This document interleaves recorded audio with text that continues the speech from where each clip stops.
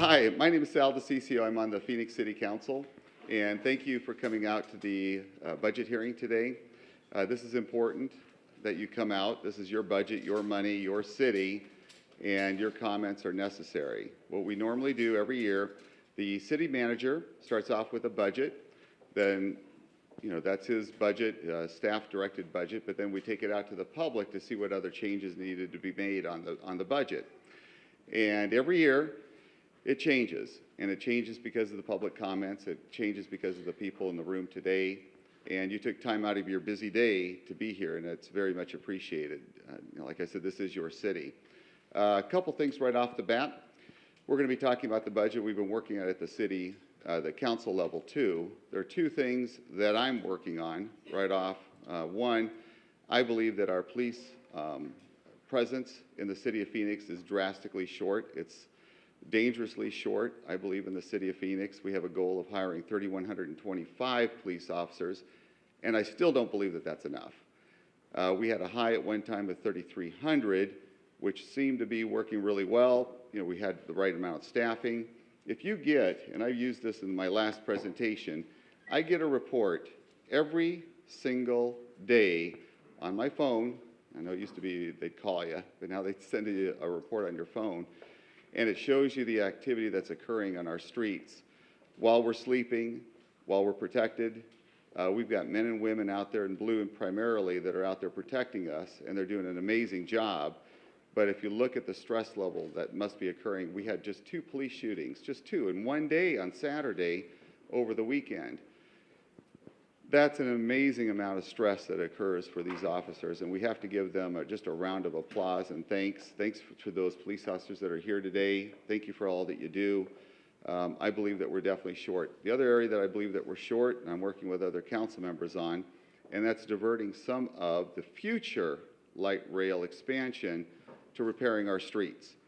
I mean, if you look at the streets that we have in our city, that's usually an indication of the fiscal health and the health of that city.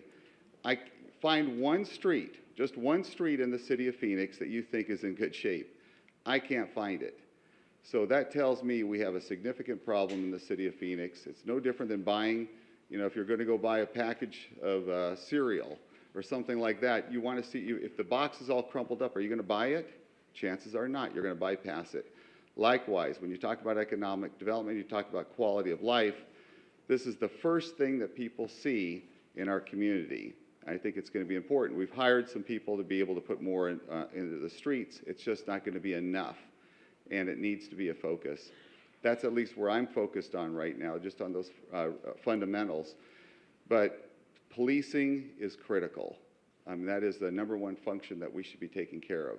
I'm going to turn this over. I'm going to do a couple of quick introductions. Sam Stone is my chief of staff. I think many of you know him. Does an amazing job at the city. Ed Zerker, our city manager, works very hard at the city, manages an almost $4 billion budget in the city, and has over 13,000 employees. And I just don't know how he has the time to even see his own family, because I'll call him on the weekends, and that's just me. And that means there are other council members doing the same thing.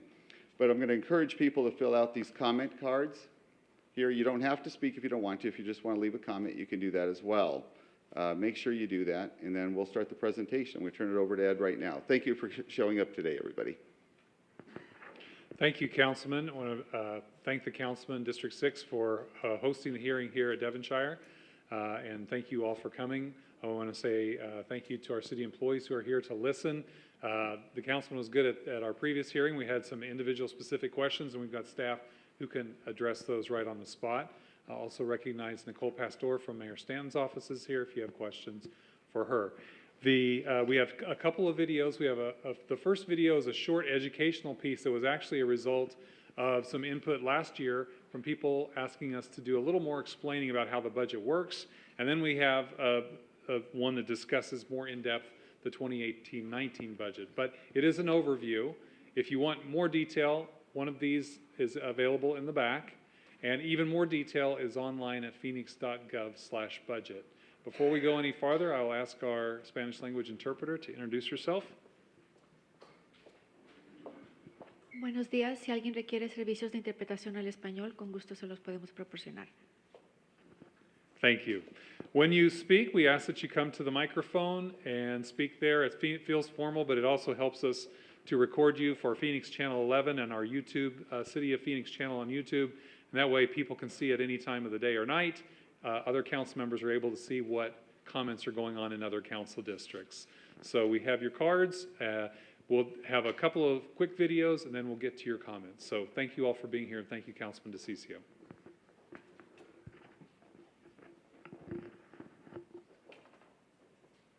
Let's talk about the City of Phoenix budget. But wait, don't go anywhere. We're gonna make this quick and interesting. Did you know that last year, 1.5 tons of broccoli were served at Phoenix senior centers? And city vehicles like these garbage trucks traveled 2.9 million miles. That's equal to 119 times around the earth. Can't forget about our furry friends, the city's trained police and fire dogs. Their job is to sniff out the bad guys and find evidence. Last year, they ate 24,000 pounds of food to stay strong. So what does any of this have to do with the city budget? Everything. The Phoenix budget is around $4 billion and pays for lots of services that make your life better, safer, and more convenient. It's a huge effort made up of lots of smaller pieces, the programs and people that it takes to get the job done. So how those pieces fit together, the people, the buildings, the vehicles, and equipment, gets us to the total city budget.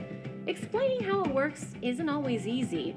Managing every item in a budget with over 400 different services provided by over 14,000 employees is a year-round project, one we work on every day.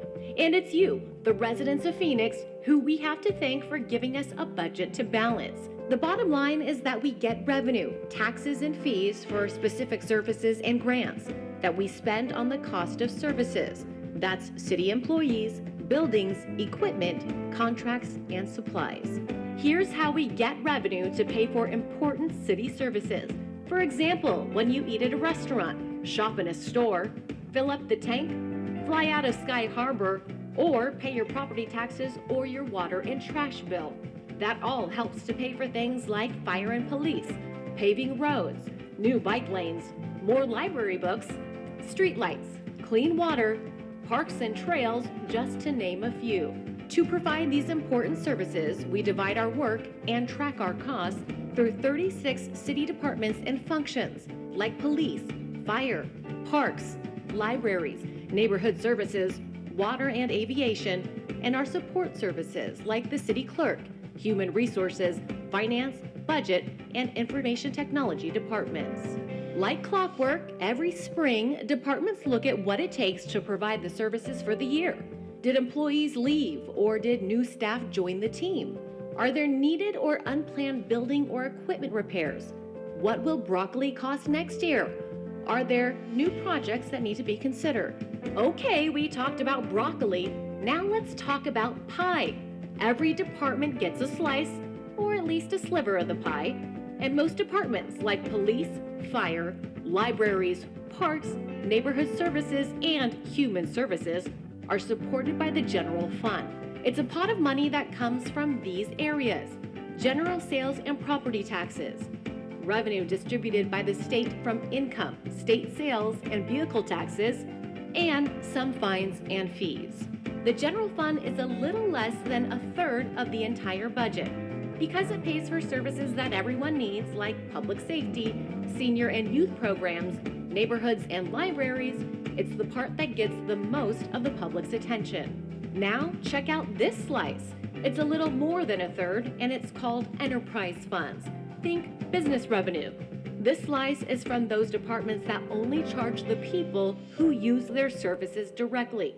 For example, airlines and passengers at the airport, conventioneers, water and sewer users, and customers who pay for trash pickup and recycling. And the last slice is called special revenue funds. That's the last third of the budget.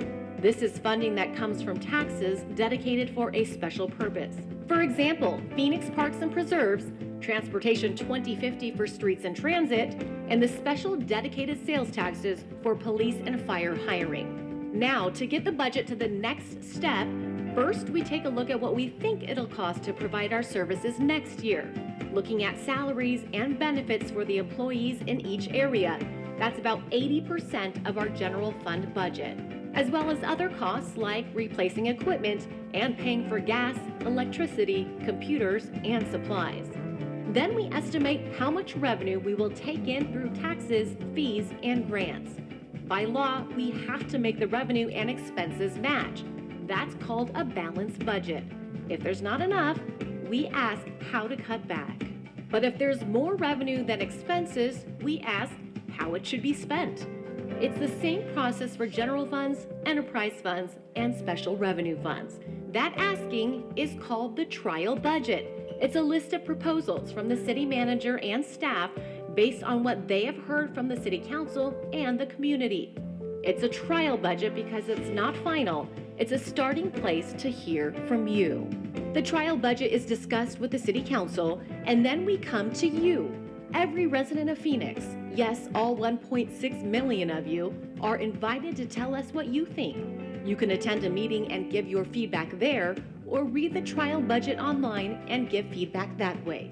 Based on what you tell us, the budget is revised and presented to the City Council for a second round of discussion and feedback.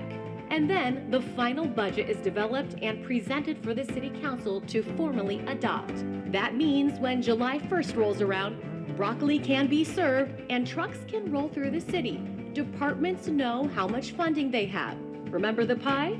But they have to live within their means and use only the slice they've been given. What happens next? A new year of work. The budget process for the following year starts, and we do it all again. Managing and balancing the budget is a big responsibility, and we are glad to have you be part of it every year.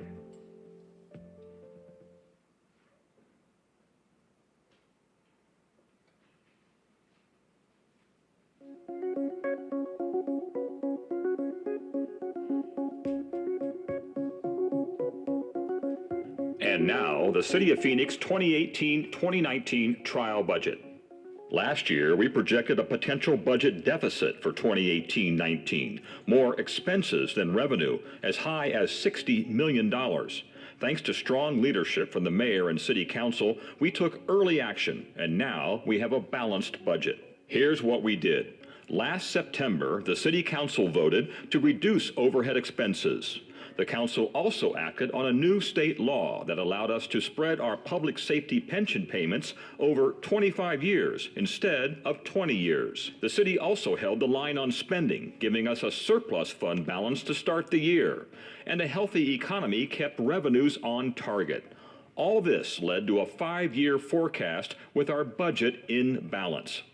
Now the trial budget starts with basically the same pie as last year, continuing our core services. In the general fund and dedicated revenue funds, this includes hiring firefighters and police officers, providing funding for parks, streets, transit, libraries, senior centers, youth services, arts and culture, and neighborhood services. We also have funds to replace aging vehicles, especially police cars and fire equipment, repair buildings and facilities, and keep our computer systems up to date. And with some of the savings from last year, we funded a police and fire pension reserve fund to help pay any unexpected future changes in their pension costs. The trial budget includes $2.7 million in proposed enterprise and special revenue fund additions to keep pace with growth and workload demands, as well as $2.9 million in additional general funds to allocate for community services. The general fund provides support for basic services across the city, like police and fire staffing, park and library operations, and programs for youth and seniors. Let's walk through each area. First, the general fund.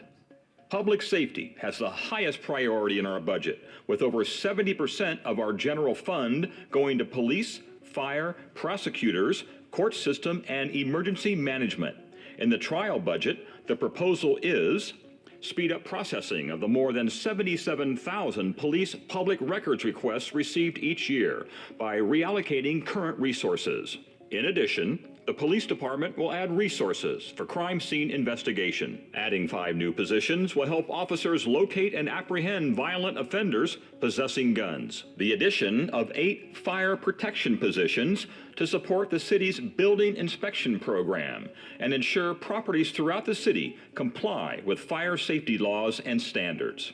And we're budgeted to continue hiring police officers and firefighters. The trial budget includes a $6 million general fund set-aside and related grant support to keep fire's filled staffing level at 1,654 positions for the next 3 years. Reducing the impacts of homelessness in Phoenix is a priority. With a nearly 60% increase in unsheltered homeless, the goal of the city is lead with services by connecting individuals experiencing homelessness with appropriate services while reducing the impact on Phoenix neighborhoods.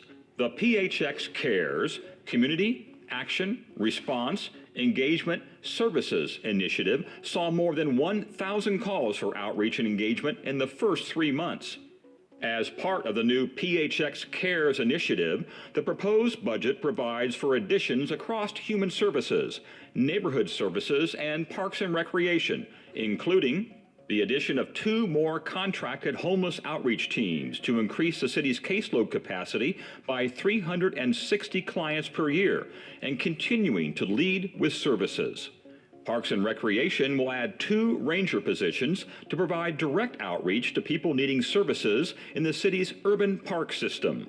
This brings our total number of rangers to 79. Adding 2 positions to coordinate client service referrals, improve response times, and ensure coordination of efforts by all city departments to address code violations that arise from encampments.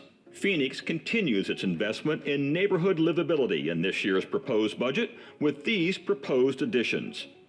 Add 5 enforcement staff in the Neighborhood Services Department for a new sober living home licensing program. The purpose of this program is to enhance the health, safety, and welfare of residents of structured sober living homes and the surrounding community by establishing standards and regulations for the homes and their operators.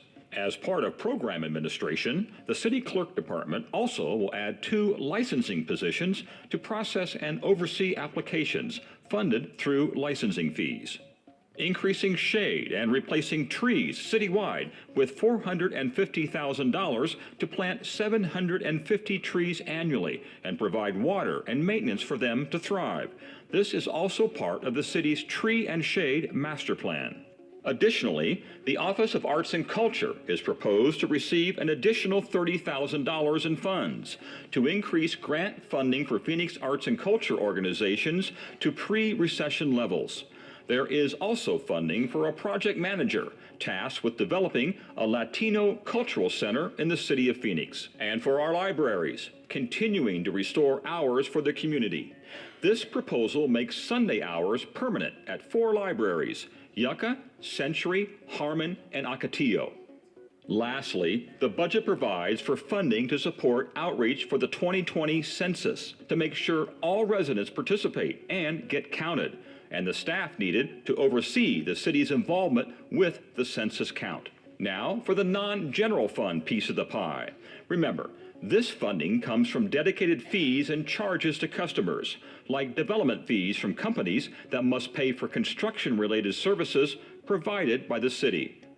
The Planning and Development Department will use this revenue to add 18 positions, handling everything from plan review and site inspections to mapping, long-term planning, and more frontline staff for customer service assistance. Additionally, the Street Transportation Department will use special revenue funds to add 30 positions at a cost of $859,000 to improve our streets and support the paving maintenance and traffic improvements, as well as traffic signal electricians, Transportation 2050 related bicycle and pedestrian infrastructure development and maintenance, and employees to oversee the city's pavement plan, street sweeping, and proper implementation of Americans with Disabilities Act required projects. Altogether, These pieces of the pie do more than describe the work our city departments will do in the coming year. They tell the story of Phoenix's continued growth to be the 5th largest city in the country, with a diverse and thriving economy and a community that's in demand as a great place to live, work, and play. Thanks for taking the time to learn about the 2018-19 City of Phoenix trial budget. And please don't forget, this year's budget hasn't been adopted just yet. Your input is important, and the City of Phoenix wants to hear from you on what the upcoming budget should look like. Make sure you pick up a budget pamphlet outlining all the proposals and options at any of the public meetings or online at phoenix.gov/budget. You can also send your comments or questions to budget.research@phoenix.gov, or to reach us by phone, call 602-262-4800. You can also comment on social media by using #PhoenixBudget. Thank you for participating in this important process.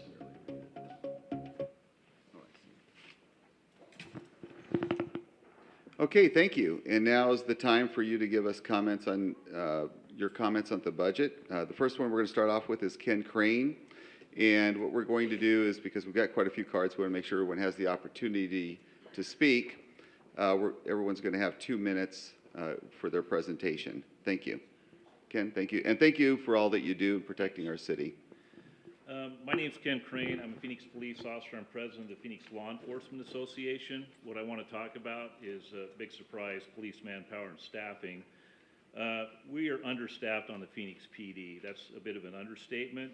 We currently have about 2,850 police officers for the city of Phoenix. But City of Phoenix is the 5th largest city with a population of 1.6 million, and we cover 530 square miles of real estate. Philadelphia, who we passed last year, we overtook them to take 5th. They're now in 6th. They have 6,600 cops and police 140 square miles. I'm not saying we need 6,600, but we need a lot more than what we have. Our average response times on emergency calls hovers around the 7-minute mark. That's an average. That means a lot of times it can take 8, 10, 12 minutes to get to somebody in an emergency, and that's unacceptable. As an example, Ahwatukee boasts a population of 70,000 people. At any given time, there's 2 to 3 cops down there patrolling Ahwatukee. Prescott has a population of 40,000 and boasts a 65-man police department. What's wrong with that picture? So how many officers do we need? We currently staff at about a ratio of 1.8 police officers per 1,000 citizens. That's how they do staffing ratios in big cities for cops. Number of cops per 1,000 citizens. So how many do we need? Well, if you average the 10 largest cities and look at their police ratios, it averages out to 2.5 per 1,000. That's a good number. It's an average. It's a reasonable number. There's a lot of cities that staff a lot higher than that. So in Phoenix, based on our population, that would equal a police force of 4,200. All right? The city says we want to get to 3,125 and call it good by this summer. Sorry, guys, not enough. We're covering 530 square miles of real estate. You need that many people to cover the distances. A recent survey of our rank and file officers that we just did, 93% of the cops, this is my last point, 93% of the cops say we don't have enough manpower to police safely. That means safety of officers and safety of citizens. And we also, 93% said we don't have enough to provide effective police services. So I'll leave you with that, and I would encourage you to contact Mayor, Council, and please encourage them to get our staffing levels up to where they need to be. Thank you. And thank you, Ken, and thank all the other officers what they do every day for us. Thank you. Just so you know, too, I pushed the other council members and the city manager for us to put together a strategic type of plan for policing to determine what it is we're going to need and look at it strategically. How many officers do we need in certain functions? And instead of looking at it just as, well, this is what we can afford, we're going to be looking at what we need and then fit in the financial part of it, because that's how I believe that we should be doing this. I've been trying to get the other council members to do that, but it hasn't gone very far so far. John Teefee, Public Safety Funding. John? And thank you for all that you do.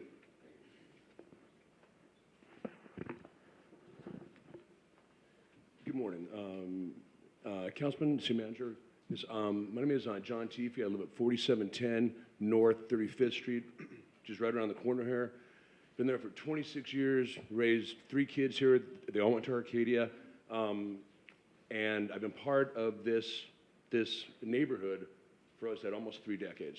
I also served 31 years on your fire department as captain of Station 4. Police and fire walk and work hand in hand. Neither of us are staffed where we need to be. The recession of 2008, as you all know, took it out of everybody. It hit police and fire especially hard. Since 2010, our call volume has gone up on the fire department by 50,000 calls. We've added no firefighters, no fire stations, and no fire engines. Now, you don't have to be great at math to realize what effect that has on the whole city. What we would ask is that you, as the citizens, contact our city leaders, and by the way, thank you for all that you folks do, but contact them and let them know that public staffing funding has to be a priority. Okay, right now, this area, your neighborhood where you live, have 3 fire engines that run over 4,000 calls a year. Okay, now if you work that math, that's 12 hours a day almost that you don't have a fire truck in that fire station. And this area is already short 1 fire station, at least 1 ambulance, and probably 1 more fire truck. The shortage up north directly affects us because our fire department call volume trickles down. They get real busy, they're short-staffed, it pulls trucks from the central city. They get short, staff short, it then pulls trucks from our area. So everything matters. Please get involved, and please make calls and support fire and police funding. Thank you. Thank you very much, John, and thank you for what you do. Chris Murphy? Chris, are you here? There you go.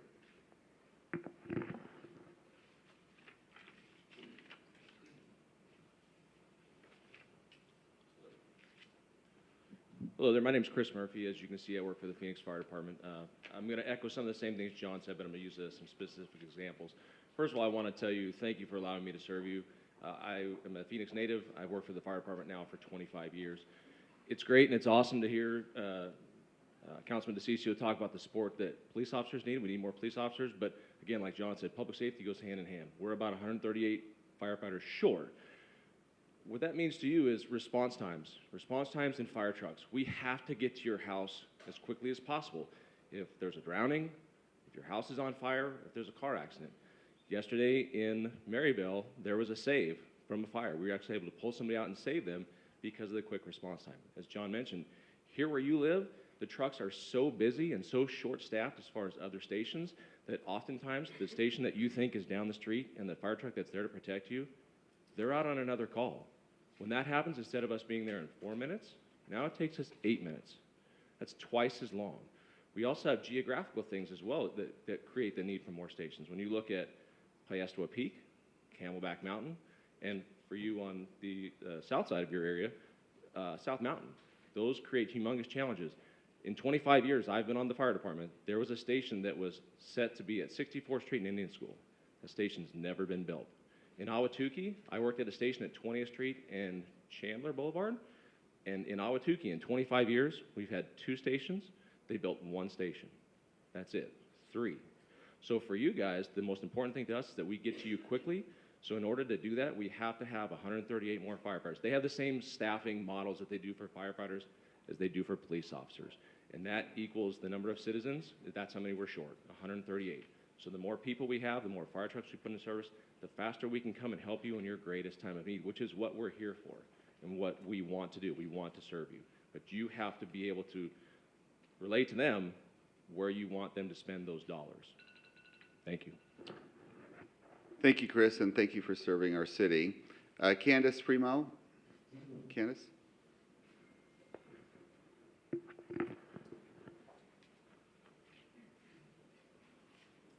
Good morning. Thank you for the opportunity to speak again at our budget hearings.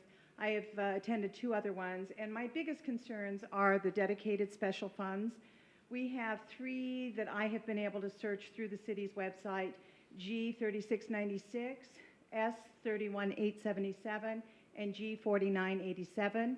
These funds in the 2017-18 fiscal year had over $128 million that were reappropriated. There's been a lot of monies that are available to these public safety funds, but yet serving on the 301 Block Watch Grant Oversight Committee, I'm seeing over $300,000 going to these departments for special programs, whether it's the block watches, whether it's the wake-up clubs. So my question is, where is the money that's already allocated for these departments for neighborhood protections, and they're dipping into the 0.05% that's dedicated to the neighborhood block watch grants? So I see some inequities there as far as where the monies are going. The funds are there. I'm supporting public safety. I just want more accountability as to where these monies are. Those are really good points, Candace, and the fact of the matter is those were dedicated funds at one point. Well, they still are. And the question is, where are they? And I'd like to get an answer to.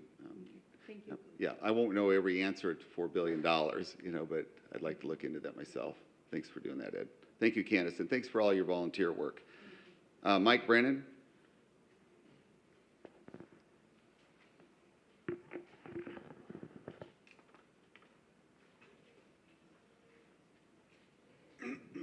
Thank you. Of course. Karaoke days, I got this. My name is Mike Brannon. I live at 4324 East Mitchell, and I have for the last 18 years. Like John, grew up in the neighborhood, decided to start a family in the neighborhood as well, and especially enjoy the growth that we've seen this last few years since I've been here. But some quick numbers that I want to reiterate what John and Chris has said.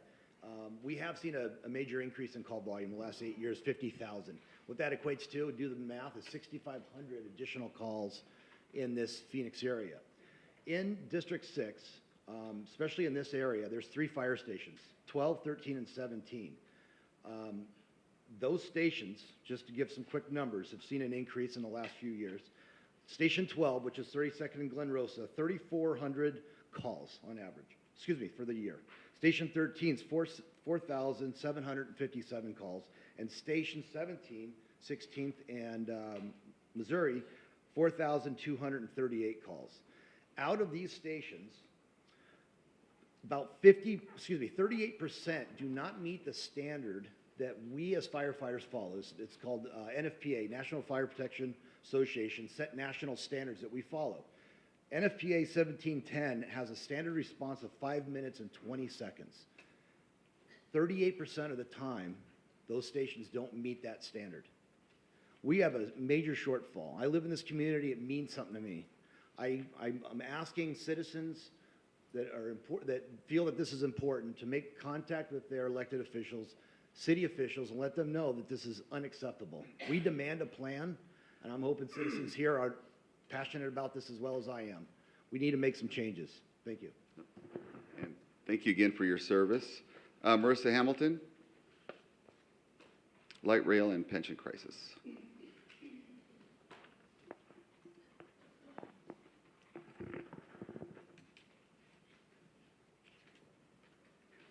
Now this is too tall.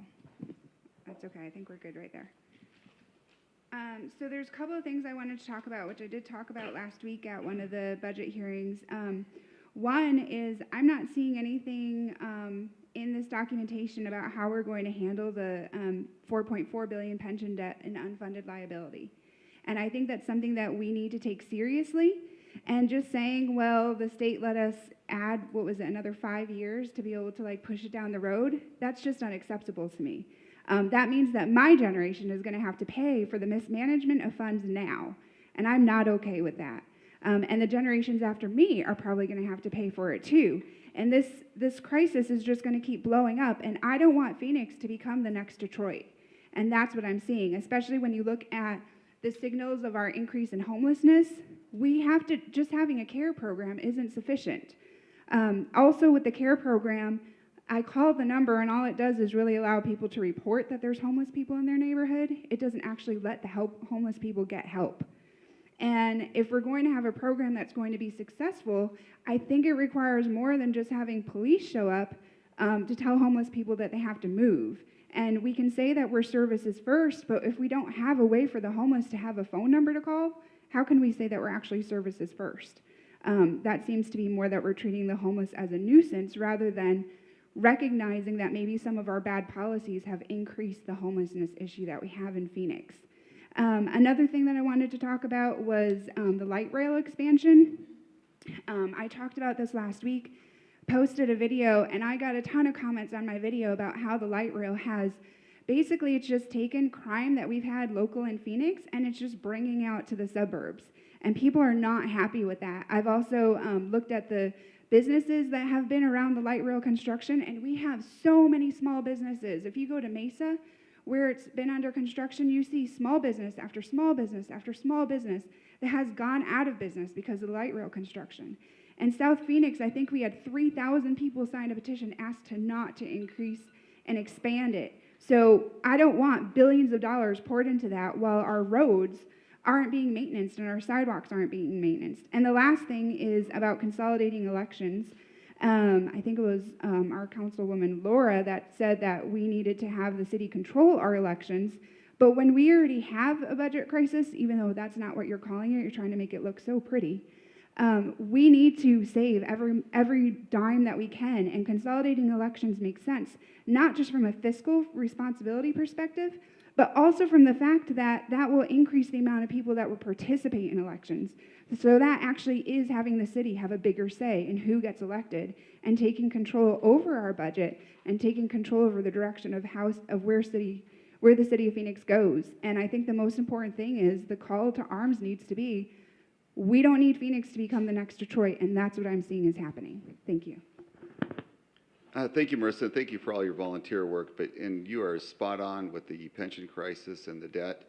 Adding just 10 years added $2.2 billion additionally to the debt at the city of Phoenix. And that's a wall that every city back east has hit, and it starts taking away from your services. And then with the light rail as well, she was referring to, just want to make sure I'm clear about this. It's an issue that's come up in South Phoenix. South of Central, they want to put one lane in a light rail. It will destroy all those businesses, just destroy them. It will totally trash that community. That's why you have 3,000 people in opposition from that neighborhood. But you go north where it's wealthy, and they'll always have 2 lanes on both sides. It's completely unfair what's happening, and the city of Phoenix created that problem. Lydia, I can't see the last name. Dutton. Lydia, thank you.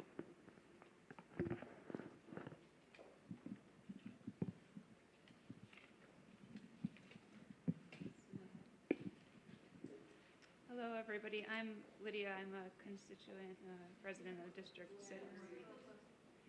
I'm a resident of District 6. I listened to what's said here today, and I guess it's added to my thought. I wrote in on the issues and on some items of concern that were presented for the 2018 budget, and I included a separate request. It was for tax-based incentives as a consideration for commerce. I think that Biltmore and Phoenix have wonderful commercial areas, zones that might benefit from some research on what tax incentives would add to next year's budget. So chiefly I wrote in that support for our commerce clause in the Constitution already establishes equitable boundaries for commerce in all states, that zoning and regulation within the city of Phoenix should continue to support the purposes established under the business laws for Biltmore, Camelback, and Phoenix as a way of promoting successful business and tourism. After listening today, I guess I hear a lot of concerns that are that should be given greater priority, but I do think that might be a means of forwarding budget to next year. The questions I have, though, include continued concerns related to misuse of technology, and this includes business and education sectors. So in the state of Arizona, and there are strict penalties for misuse of technology that leads to fraud or voyeurism. And I might want that to be a subject for the Budget Research Committee for next year, due to the fact that our state has experienced specific cases in schools and in commerce that include the misuse of technology and the forwarding of criminal interests upon people who can do little to help themselves. I think that was handled separately in schools. That was an item for school boards and police. But it might be something that could lead to the police department having meetings to follow up on solutions that adhere to commerce and business practices, and also adhere to concerns for our citizens. So, thank you. Interesting. Thank you very much, Lydia, for coming today. Abraham James. And thank you for all your volunteer work that you do for the city, which is quite a bit.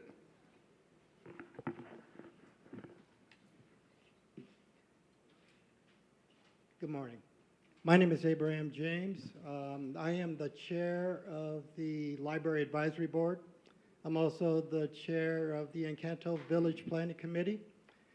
I'm also the chair of the Greater Green Gables Neighborhood Association, and I was once the chair of the Citizen Transit Commission. Needless to say, I am a fan of the city of Phoenix. I am a supporter of the Phoenix Public Library. I really believe that the library really needs to be open. All libraries need to be open every day.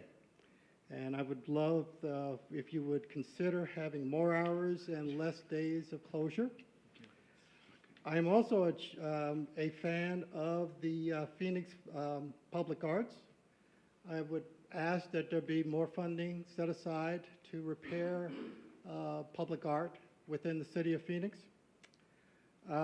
I'm also a fan of streets and transportation, sustainable neighborhoods, and I would also ask that more funding be provided for youth centers and senior centers within our city. But most of all, I would hope that the city of Phoenix would provide more funding that would go toward providing affordable housing and for the homeless issues and transit issues within our community. This is a problem that I honestly believe that will not go away, and I would hope that the city of Phoenix would begin to address it and have the political will to do it. Thank you. Thank you, Abraham. Judy Giles. And Judy, thank you for your volunteer work.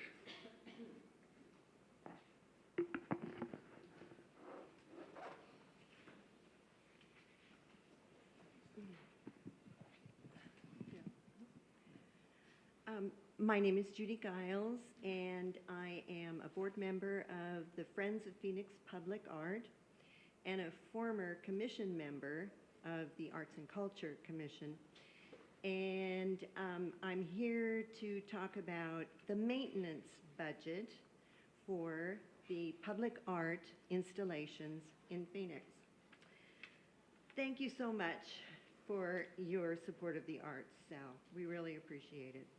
The positive ways the arts help to improve the quality of life in our city are many. The arts make the city a more vibrant and exciting place to live and work. There are many public art installations in every council district, and there are 10 in Sal's district, District 6, and 25 arts and culture organizations in your district. My favorite projects in your district are Waterworks at Arizona Falls, oh, so beautiful, and the Magic Carpet, the Terrazzo project that is under the 24th Street and Camelback pedestrian underpass. It is important to note that in the proposed budget, funds have not increased for public art maintenance of our over 190 fixed projects, which is a desperate need for our community, so that arts installments, which are many times tied to improvements in streets, transit, and other necessary services, remain safe and showcase our city to its best. The maintenance this budget item also pays for is the city's over 1,000, did you know this? 1,000-piece municipal art collection. We truly appreciate the current level of support in the trial budget. However, we would like to request that $16,000 more dollars be added to the maintenance line item. This would bring the total to $100,000, which is the minimum necessary to take care of the annual prioritized needs of our city's public art. It is imperative to include $100,000 for public art maintenance in this 2018 budget in order that we can continue to protect the city's investment in its public art, which you paid for. The Friends of Phoenix Public Art is a young nonprofit which focuses on assisting the Office of Arts and Culture as well as the City of Phoenix. And we ask the city manager to consider $16,000 more in the budget. And Sal, I want to give you this. Sure, thank you. This will I didn't realize it was all in there. All of the lovely projects that are being. Appreciate it. Thank you. I love the falls as well. Ginny Ann Sumner. I've known Ginny now for over 20 years, always actively involved. Thank you for everything that you do in our community and in your own specific community, Ginny Ann. Appreciate that. Thank you. Good morning. I think we need to recognize that homeless by choice has now become a lifestyle, and the criminal element is now within homelessness. At the last Public Safety and Veterans Subcommittee, I did not hear any results supporting additional funding for community bridges component of Phoenix Cares. I do support the previous policy that partners rope officers with city prosecutors and social services department, as the Vice Mayor has suggested recently. The people of Phoenix are generous and caring. I do support Phoenix developing a public service program, letting people know how to truly help the homeless instead of just rambling or random acts of enabling. I support park rules to ensure our parks are safe for children, families, and individuals. The criminal element in our parks is not a ranger issue, but a rope officer's issue. I support a street inspector that will sign off on all cuts, whether it's public or private, with a minimum standard of the entire lane rather than these little replacement squares that we have throughout our streets. Councilman DeCiccio, I agree. Our streets need resurfacing and not just filling in the cracks like they were showing in the video, which only makes for bumpier streets. Also, I agree it's time to get honest about the shortage of our police officers instead of playing a numbers game that we've been playing for a while. Our calls for service are not being answered, and that includes gunshots, and that's very scary to me. Thank you. Ginny Ann, as always, thank you for your directness on that, and you're right, too, when we deal with the homeless issue. I mean, if you look, I don't think there's a part of our city that doesn't have an issue or a problem there, and enabling doesn't work. It just doesn't. But, directing them, getting them to the right services does. I mean, over 30% of those individuals that are homeless don't have the mental capacity to be able to do anything, but then there are others that do. And we do need to find a way to make sure that that works. Right now, I don't think it's working. It's only progressively gotten worse. We're hoping that this works, the plan that we've put together.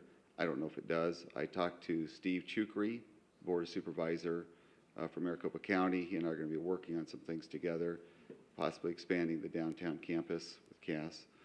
He'd like to be able to do that, but I don't know. That's just part of it right now. That doesn't solve it.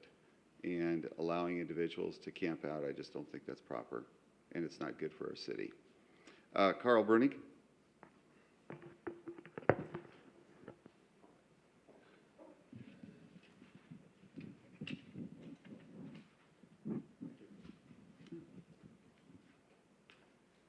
Good morning, everyone. City Manager, Councilman, ladies and gentlemen. My name is Carl Bruning. I am a Phoenix native. I'm also a former Air Force pilot and aircraft commander, and go Air Force. I have a brief statement to read and then a couple questions for the City Manager. This is from an article published in Forbes magazine. It's called Big Banks and Derivatives: Why Another Financial Crisis is Inevitable. Another global financial crisis is on the way. Financial reform didn't work. Banks today are bigger and more opaque than ever, and they continue to trade in derivatives in many of the same ways that they did before the crash, but on a larger scale and with precisely the same unknown risks. Ignoring warning signs has inevitable consequences. We ignored them before, and we saw what happened. We can say this again with virtual certainty. If we continue as now and ignore them again, the great white shark of global financial meltdown will gobble up this meager economic recovery and make 2008 look like a hiccup. We can't say when this will happen. We can't say which banks or which particular instrument will trigger this debacle. What we can say with virtual certainty is that if we continue as now, it will happen. Now, there's a case study that was done for Orange County. Orange County borrowed a lot of money, and they also used a financial instrument called derivatives. And in December 1994, Orange County stunned the markets by announcing that its investment pool had suffered a loss of $1.6 billion. This was the largest loss ever recorded by a local government. My question for the city manager is, are we using derivatives in any way right now with the Phoenix City Council? No. Phoenix City? No. Okay, the second question I have, again, being a student of financial markets, Master's in Business Administration, I'm concerned about where our country is headed. We're $21 trillion in debt. The Federal Reserve inflated their balance sheet by $4.5 trillion to stave off the 2008-2009 crisis. Basically, the Federal Reserve has had interest rates artificially low for many, many years now. There's not a lot of fat if we go into another global recession. And is the Phoenix City prepared for the next global recession? Yes, as well as anybody can take, yes. Okay, thank you very much. Carl, thank you for your service. Darlene Newsom. Darlene, homeless.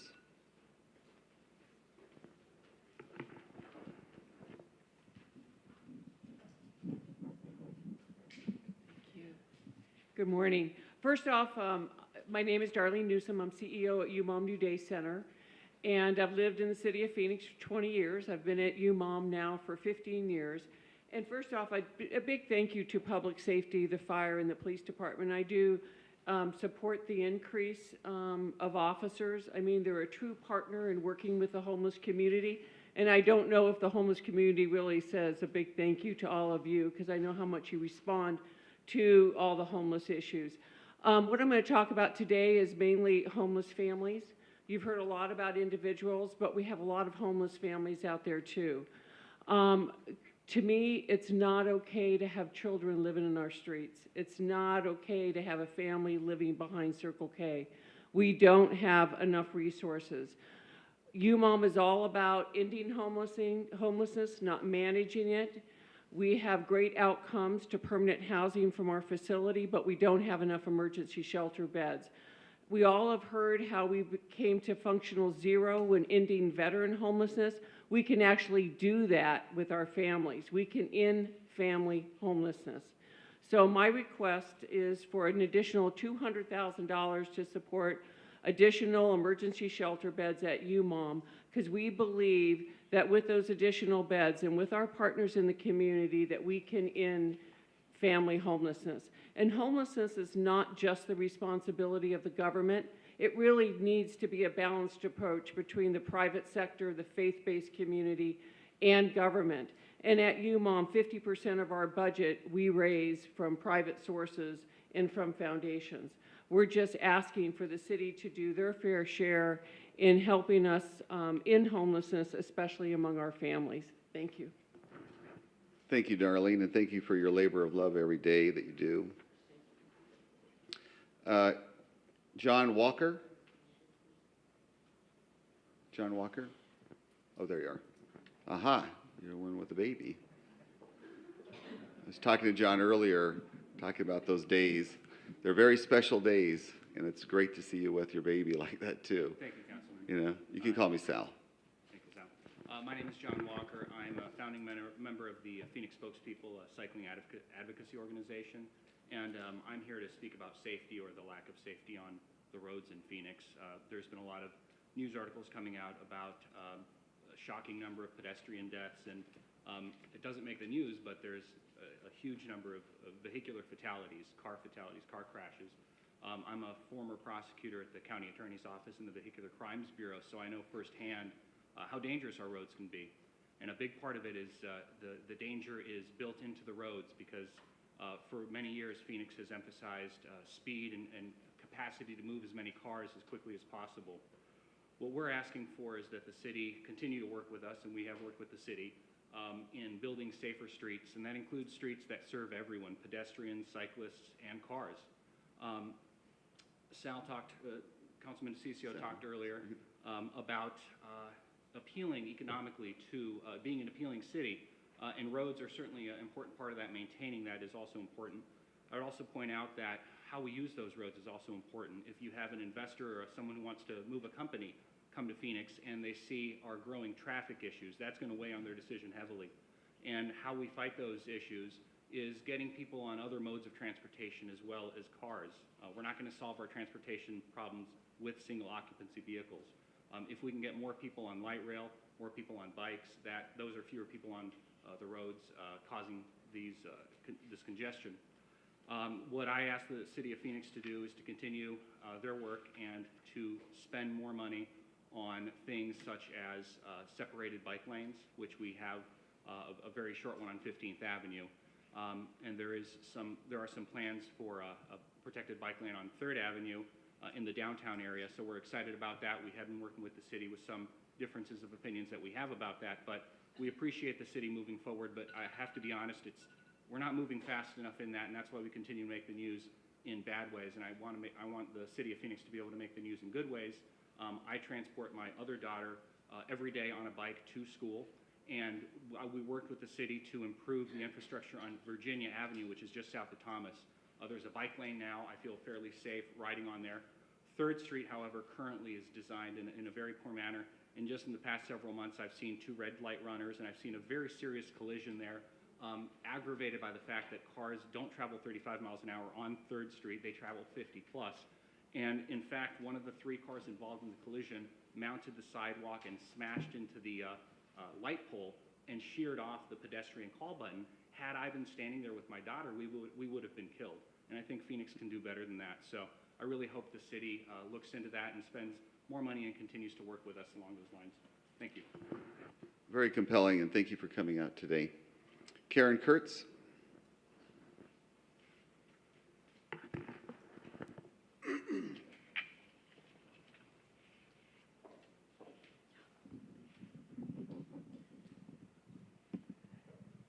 Good morning. Good afternoon. My name is Karen Kurtz. I am a resident of this neighborhood for 29 years. I'm also working as a grants consultant for Community Bridges, who is currently doing outreach to serve the homeless population in Phoenix. Currently, we have 2 teams on 7 days a week, from 5 a.m. to 11 p.m., doing outreach in the community. Just in the month of March, we were able to reach 384 sites, homeless sites. That's an average of 12.4 sites a day.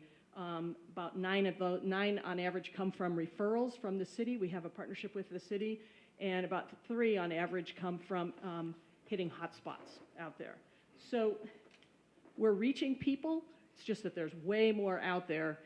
Just the city of Phoenix alone, as I understand, is about 578 square miles. So that's a huge area to try to cover with just 2 teams. So we strongly support the items in the budget to increase those outreach services. We are reaching with our certified peer supports, we're reaching a population that is not going to walk into a shelter. These are folks that have been on the streets for a long time. They have mental health issues. They have substance use disorder issues.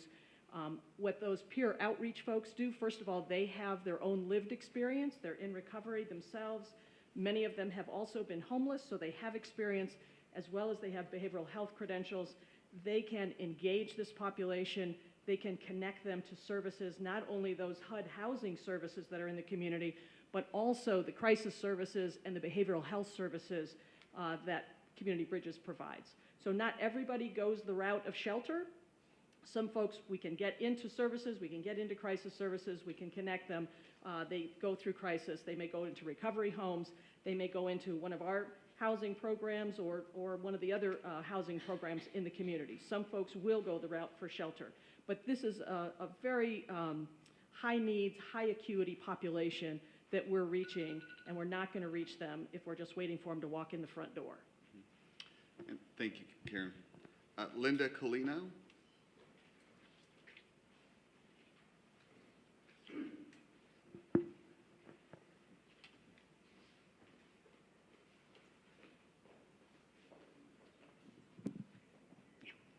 My name is Linda Colino. I've been in the Valley since 1962, so I've seen a lot of changes.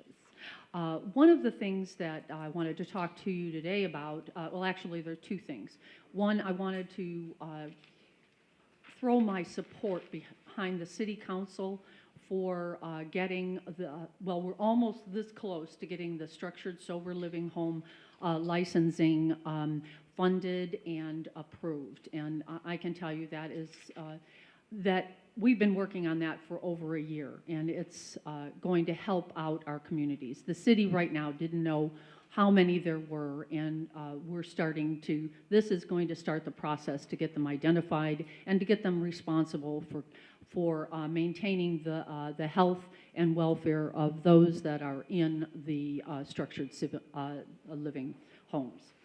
But what I'm here today to support, and Karen just left, unfortunately, I do not support this additional funding for CBA, for community outreach workers. And the reason being is that after 6 to 8 contacts, they only get 1 out of 10. And what they have even told us is that most of these people prefer to be on the streets because they get funding from us, unfortunately. That puts that program as 90% inefficient. While we have to deal with, and the neighborhood as a whole, the trash, the needles, the human waste, as it piles up in our neighborhoods. I have an irrigation system in my area, and I have to go out and police my area. I find human feces, I find needles, I find cigarette butts, I find clothing. It's just unbelievable, and nobody's cleaning it up. I am. Okay. Then when the program was pitched as the city's solution to homelessness, we were told that those who do not accept the services would not be allowed to continue trespassing or stay in areas where they are not allowed. That's not the case. They're still there. So this does not work. We need to find a better way. The park rangers and the public works are the ones that are helping us clean up, but they don't have enough resources. We need to divert those CBI resources into these 2 areas. And then we need to find a better solution. Thank you. And Linda, thank you for all your volunteer work on the sober home living ordinance. We got it through the legislature and the governor signed it last week. So congratulations, you did a lot of work. Thank you for that, a lot. Luke Black.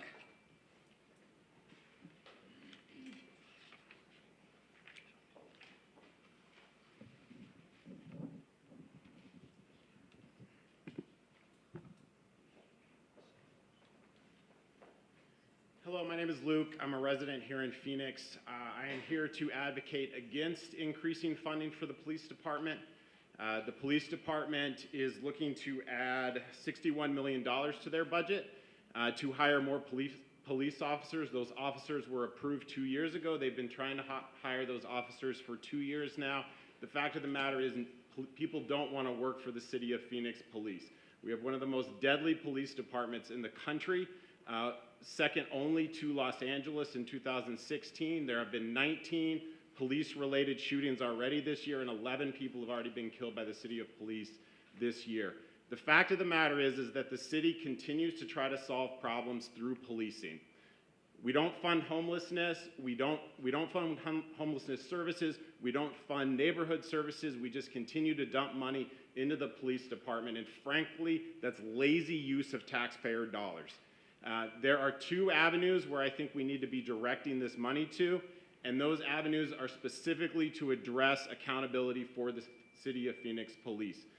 First of all, we need legal defense funds for individuals who are immigrants in our community who are pushed into ICE custody because of City of Phoenix behavior. These are our neighbors. They pay taxes like us. Their kids go to school in our communities. They work in our communities, but yet they don't have a piece of paper and they are targeted by our police department and pushed into ICE, and the city should fund a legal defense for its behaviors. Secondly, the city should form a compensation fund for communities that experience violence as a result of police killings. The officer that was here earlier advocated and spoke about police officers being added in Ahwatukee. The fact of the matter is, if you look at where police patrolling has historically been mapped, those officers are not coming to the Biltmore. They're not coming to Ahwatukee. They're going to end up in South Mountain or in South Phoenix. They're going to end up in Maryville. We need to move funding away from the police and into solutions for our community that actually create safety. Thank you. And thank you for your time, and thank you for coming out today, Luke. Craig Tripkin?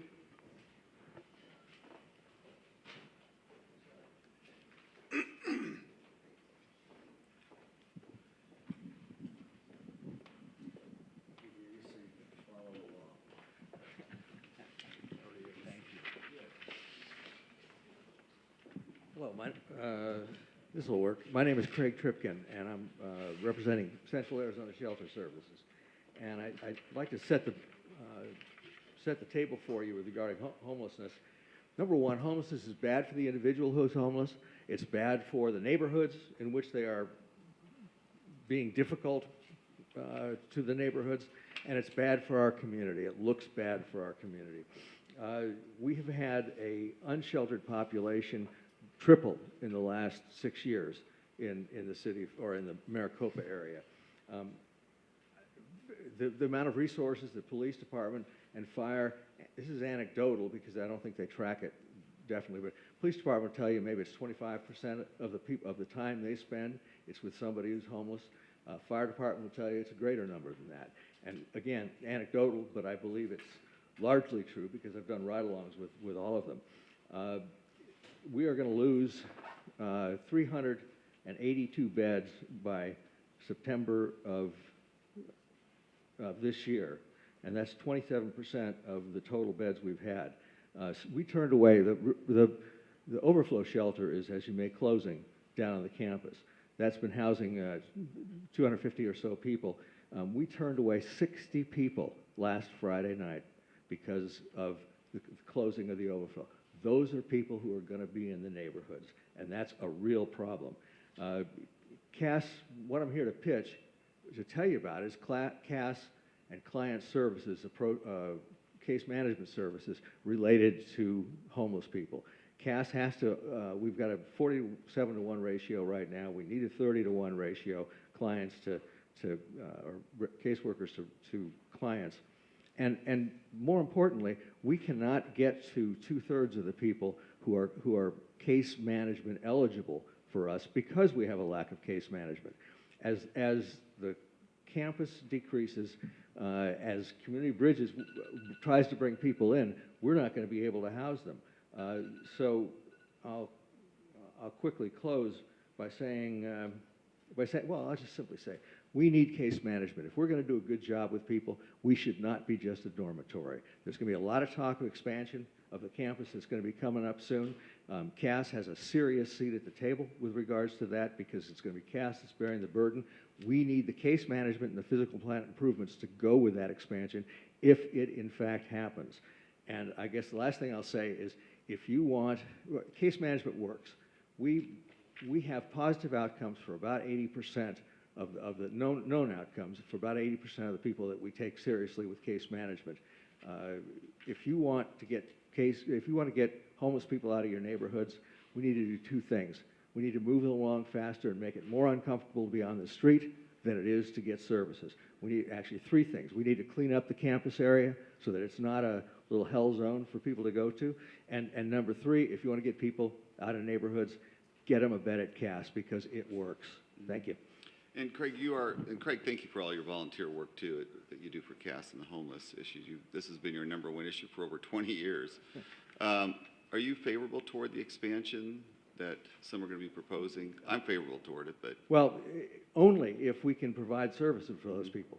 We're going to pass a motion at our board tomorrow which says contingent, yes, contingent upon having the physical plant improvements we need, bathrooms, showers, and all this stuff so that people aren't walking into a even worse situation than they can be.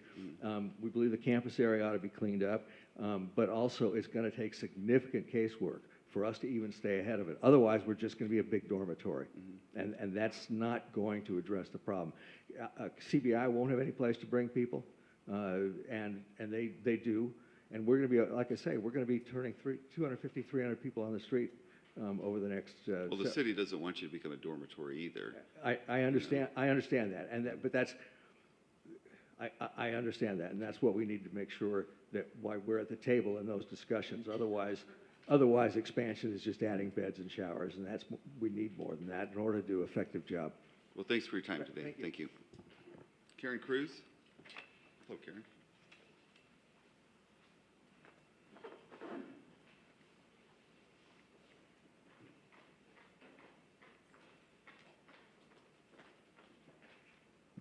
Right, thank you. Good morning, everybody. Good morning, everybody. Thank you so much. As the councilman said, my name is Karen Cruz. I am a resident here in District 6, but I'm here as a board member of the Friends of the Phoenix Library, and I'm here representing the more than 30,000 library supporters. So I thank you for holding these hearings. I know it's a hard job keeping the 5th largest city running smoothly. And Karen, you can call me Sally, and you can all do that. We can go on a first-name basis here. Well, That's all we're right. all friends. We're all friends. We so all thank know you, each Sal. other. Everybody does. So. And thanks also for your continued support for library services and funding in this trial budget that would keep 4 libraries open on Sundays. As a result of Burton Bar being damaged, those staff were dispersed out, which allowed for expansion of some hours at some of those libraries. This budget contemplates keeping those additional hours in those 4 libraries, which we very much appreciate and support. And I can tell you we've been really busy with that. Friends is a separate nonprofit developed to support and provide wide-ranging programs throughout all 17 branches. In 2017 alone, Friends donated more than $250,000 in direct support for these programs, ranging from summer reading and arts to STEM, coding, and robotics. Branches even offer bike labs that help you, that teach you how to repair and maintain your bicycles. But one of the most important needs that we have seen that has popped up in these communities, and you've heard some of the advocates talking directly and indirectly about it, is food scarcity, especially amongst kids in Title I schools. So Friends is proud to support Kids Cafe in many of these branches. In partnership with St. Mary's Food Bank, we provide free and healthy meals and education activities to kids after school and on weekends. In addition to this direct support, Friends was busy expanding our community partnerships. In 2017, through Bookstorm, which is a book donation program for teachers, Friends donated nearly 200,000 books to over 300 teachers around the state. They have these books. Some of these kids have never had a book of their own. And for the first time ever, through their schools, they had programs, or books to keep and to take home with them. So I just wanted to say thank you so much. We support this trial budget, and we look forward to seeing you on voting day. Thank you. Thank you. Emery Stanton.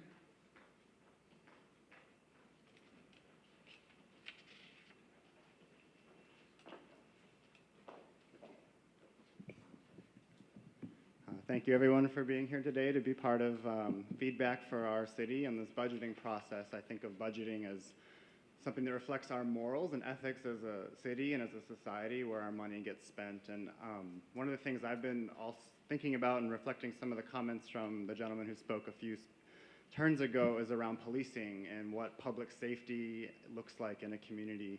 And I know that Arizona is a difficult place to live. We have, it's obviously right now, we know there's underfunded education. We know that it's a state very hostile to the immigrant community. And that's statewide stuff. And then here as a city, we have a city police department that's also been aggressive and very hostile to a lot of the neighborhoods that are already under pressure. And so I would reflect some of the comments that the speaker said, that it would be nice to see the city take some accountability around the impacts of the violence in communities. So when there are shootings, when there are deaths, when there are people injured by policing, when there are deportations and families split apart due to the way policing is enacted in the community, I would love to see funding, and I think that would be something to show really a lot of goodwill back to the community, that we do believe in public safety. We do believe in a community that's embracing and nurturing for our families here across the entire city. And so taking funding from direct officers and hiring more officers and that whole discussion and redirecting it towards healing wounds and directing it towards a lot of the creativity that I've heard today around services that, and we're obviously there's a lot to figure out of like what is the best way to provide services who are really struggling, and our neighbors and our community members in Phoenix who are really struggling to figure out how to survive in a hostile state. And so I would support anything in the budgeting that would decrease policing directly and put money towards things that we've heard about today, whether it's libraries or better homelessness services. And I do appreciate the city manager's comments that I read in the Republic that said policing is not the only way to do public safety. It is a blend of many things, and the city has that responsibility. So I would like to live in a city that sees public safety as more than just policing, and that really looks at the vibrancy of and healthy families for our community. Thank you. Thank you for your time today, and thank you for coming out. Dorothy Ward. Dorothy?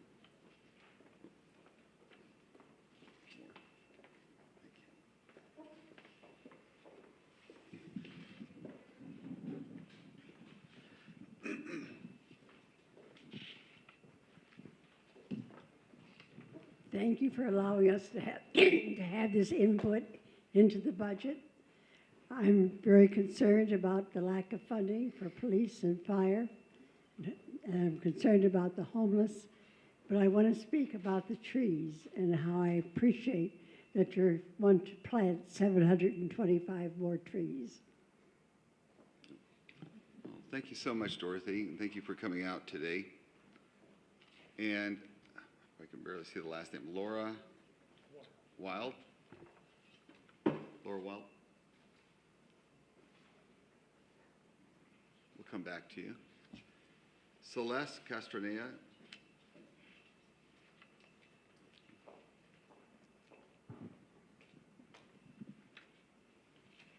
Good morning. Good morning. My name's Celeste Castorena. My husband, Cesario, and I, 15 years ago, bought a home in the Villa de Paz neighborhood on the west side of Phoenix.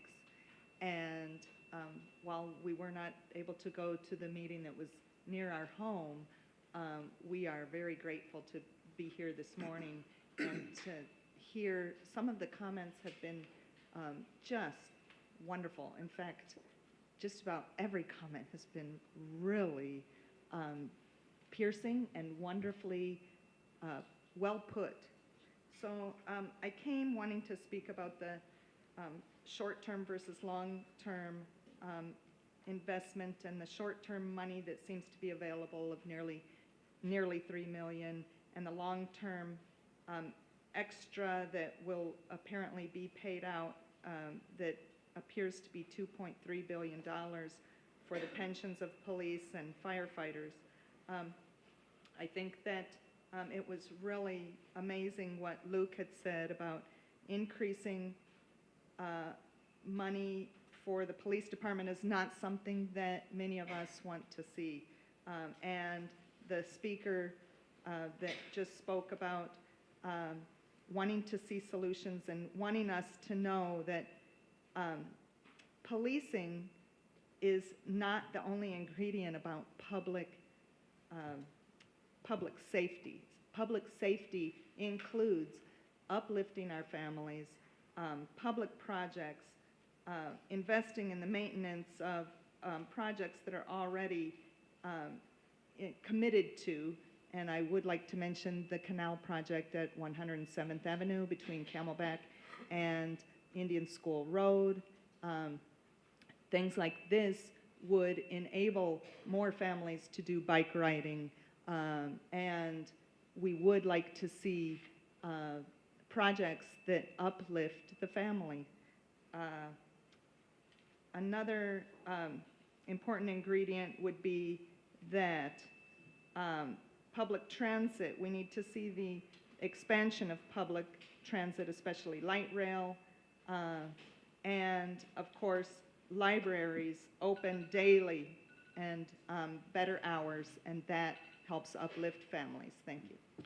Celeste, and thank you for coming all the way out here today. Appreciate it. Ann O'Brien.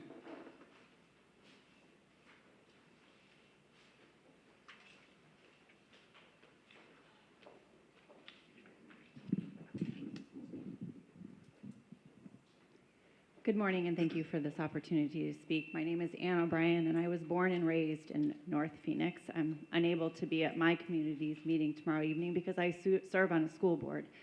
So thank you for all the hard work you do on budgeting, because I understand it is hard to prioritize and balance the needs of the community.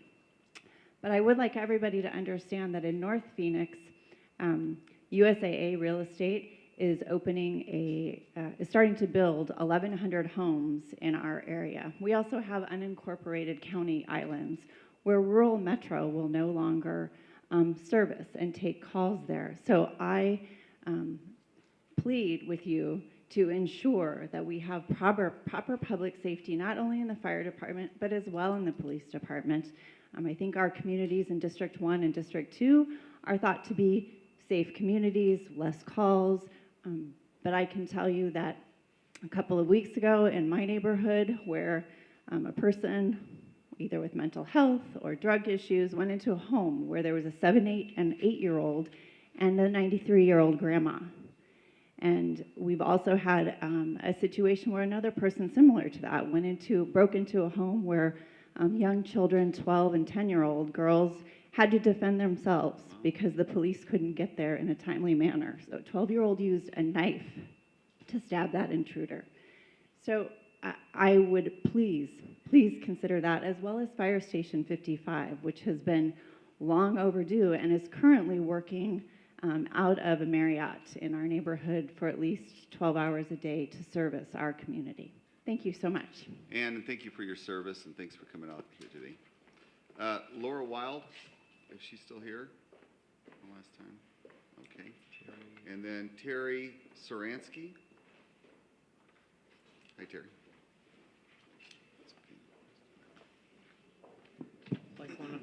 Like one of your previous speakers, I'm also an Air Force veteran, but I was a flight surgeon, not a pilot. Thank you for serving. But I'm thankful to him. In any case, I wanted to pick two spots out of my microcosm of living here. My backyard is Piestewa Peak Park, so I spend a lot of time in there. And my wife and I have a little bit of a joke that we go through when we see the first responders coming up. And let's see, if it's 3 fire engines, then it's a stubbed toe. If it's 4 or 5, it might be a sprained ankle. And I'm being a little facetious about this, but my point is that it seems as though virtually every response by first responders to the park is on the average of probably 12 vehicles. And I'm wondering if that many vehicles are really necessary. I know it's it's better to have it and not need it than to need it and not have it. And having practiced medicine in this city for as long as I did, this is a good thing to do. But maybe there is a better way of allocating based on what the proposed need is, rather than having a real excess of responders.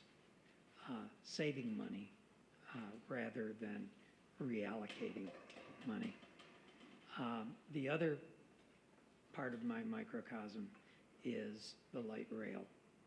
I have never been on the light rail where there were more than 4 or 5 people within that particular car of the light rail. That seems like a very inefficient way to move people around the city. And I know that light rail is exceedingly expensive to run. So maybe some of our traffic problems could be solved by opening up those lanes to vehicular traffic other than light rail. I know the investment has already been made, but you're the smart guys. I just find things that don't make sense to me. Well, thank you for that. And in regards to the light rail, totally agree with you on that. The ones that aren't being planned are going to be more expensive. I think we saw a report. They're about $151 million a mile in capital costs, about $1 million per year in operational. Those are dollars that can go into fixing our streets and repairing that and improving our quality of life in the city. Totally agree with you on that. The ones that are already there, I just don't know how you do anything with that. But as you go further out, they become even less efficient and less effective and a total waste, government waste. That's exactly what they are. Second, when it comes to the issue of the fire department, we have someone from the fire department here. Could we make sure we address, because I've heard the same comments from others as well. You know, why do you have to have 3 fire engines coming out when you have a situation that may be a stub tow or whatever it may be?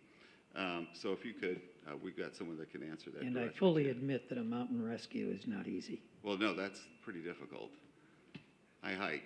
I'm on the mountain quite a bit. And I mean, God bless those guys that come out there and save those people. Thank you, Terry. Well, that concludes our meeting today. I want to thank everyone for being here.